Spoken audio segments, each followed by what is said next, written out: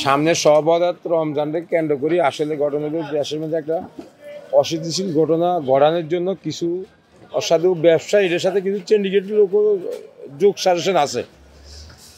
হ্যাঁ, তখন দেশ থেকে ব্যাংক যেরকম লুটতরাজ হয়ে গেছে, দেশে থেকে কিছু টাকা পয়সা লুটতরাজ করার জন্য তারা কিন্তু এই কাজগুলো করতেছে। আসলে অরিজিনাল কোনো তাদের দাম বাড়েনি। আমরা আজ কখনো বেচতেছি আগের রেটে, আরও মনে করেন অনেক দিন বেচতে পারো। যে পর্যন্ত সিল আমাদের গায়ে না আসবে বা কোম্পানি আমাদেরকে পাকা স্লিপ না দিবে বলে বাড়তি রেট যদি হয় আমাদেরকে লিখিত দেন বাড়তি রেট, সেটা ভোক্তা অধিকার আছে, মিডিয়া আছে, এদের সামনে আমরা প্রচারণা করি এবং কাস্টমারে বললাম যে ভাই এরা বাড়তি রেট দিছে, এবার আমাদেরকে কী করবো, আমরা বাড়তি রেট নেব। কিন্তু আসলে তেল দাম বাড়েনি। আর এরা একটা সুযোগ নিচ্ছে, মনে হয়েছে দেশের রাজনৈতিক প্রেক্ষাপট, এই সুযোগে কিন্তু একটা সিন্ডিকেট এখানে একটা অসহযোগিতা একটা কাজ করতেছে। এই আসলে এটাই, আর বাড়ার কোনো সুযোগ নেই, আর বাড়বো না। কিন্তু অন্যান্য দোকানে নাকি নতুন এরা আসলে কোম্পানি এবং ডিলার যুগ সাজেশনে কিছু দোকানদারকে দিচ্ছে বেশি রেটে, গায়ে রেটে বেশি দেখাইছে। তখন ওই দোকানদার এবং ওই ডিলার কিছু টাকা পয়সা কামাই দিছে। 20 কার্টন তেল উপরে থাকে না, ধরুন তাদের তেলে সীমিত লাভ। একটা তেল 5 লিটার বেচতে 2 টাকা হইতে 5 টাকার বেশি লাভ করতে পারে না।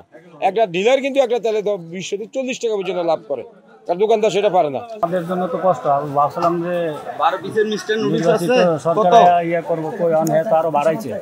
200 আমাদের আরো কষ্ট। এই যে আগে কিনছি আমি 2 লিটার কিনি, 2 লিটারে বেশি কিনছি আর কিনতে পারি না।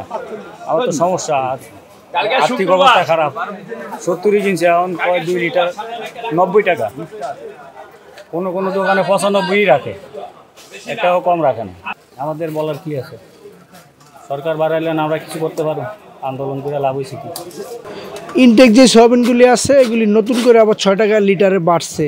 তো বাড়াতে আমাদের অনেক প্রবলেম হয়েছে, কাস্টমারের অনেক সমস্যা। যেমন আগে যে তেলগুলি ছিল 5 লিটারের গায়ে রেট 922 টাকা, আমরা 880 টাকা 890 টাকা বিক্রি করতাম। ইদারিং লিটারে 6 টাকা বাড়নে এখন ওই তেলগুলি 922 টাকার তেল 920 টাকা বিক্রি করতে হয়। লিটারের জায়গায় 4 টাকা ছাড় দিতাম, এটা পারি না। এখনও নতুন করে আরেকটা সমস্যা হয়েছে কি, নতুন যে মাল আসছে ওটা গায়ে রেট বেশি, আর আগের যে গায়ে মাল আছে ওটা আগের রেট 922। তো এখন আমার দেখা গেছে কি যে আমার কাছে নতুন আসছে, এখন যদি আমি 940 টাকা চাই বা অন্যখানে 920 টাকা পাওয়া যায়, তো এখানে একটা প্রবলেম হয়েছে। তো আর বেশি সমস্যা দামটা বাড়ানো আর কি, আমাদেরও সমস্যা, কাস্টমারেরও সমস্যা।